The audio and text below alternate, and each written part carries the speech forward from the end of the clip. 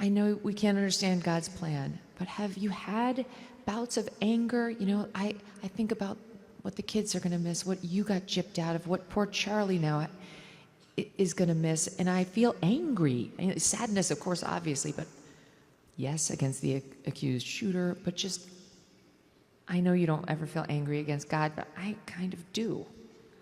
You know? I mean, I understand. How do you make sense of that? And do you have any anger when you think about it? Not towards the Lord, but in general? The enemy would love for me to be angry. He would love it. He would love it. Because it would distract me from building what Charlie entrusted to me, raising our babies, turning point, being there for the team, being there for what the future holds. And if I had any amount of anger in my heart and spirit, the Lord would not be able to use me. And every single day, just how Charlie did, stood on stage, he would say, "Here I am, Lord, use me." And if I had that anger in my heart, that foothold from the enemy, he wouldn't be able to. I know at Charlie's memorial, right across the way here, there was that extraordinary moment where you forgave his accused killer. And I looked and I said, that's the most powerful, strongest thing I've ever seen anybody do in my life. And then somebody helped me understand, because I thought I could never do it. I could never do it. And somebody said to me, forgiveness is an action, not an emotion. And I was like, okay, that's getting me closer to feeling like I could do it. If I don't actually have to feel loving in my heart toward the person. But I wonder, like, how do you, like, if you could say something to him, if you say something to his parents, like, what would it be? Would it be anger? Would it be sympathy? What would it be? That's a good question. It wouldn't be sympathy. It wouldn't be anger.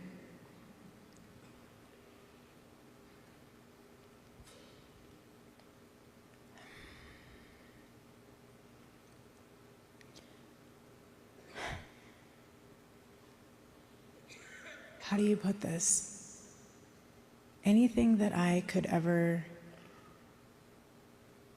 wish upon him or that family would pale in comparison of the justice of God. And so I would look at them almost like, I'm so glad I'm not you. I am so glad I'm not you.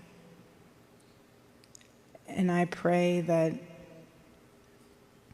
you figure out a way to be right with the Lord, but our God is sovereign, but he's also very just. We serve a very just-filled God. That's right. So I really have nothing to say to any of them. Yeah, nor do you need to. I never.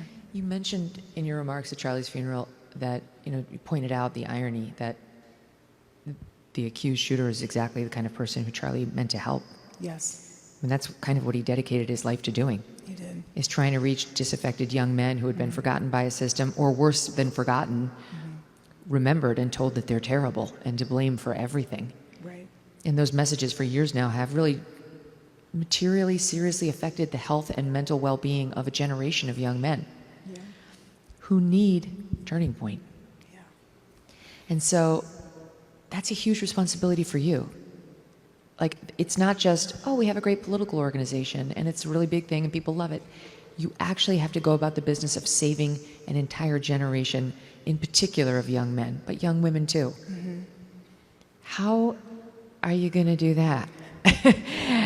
I mean, I think everybody wants to know, without Charlie, how are you going to do that? A few things. First, Charlie would say, I want to save the lost boys of the West. That was on he had a to-do list, and that was on the top point of the to-do list. That he has that piece of paper still on his desk at his office.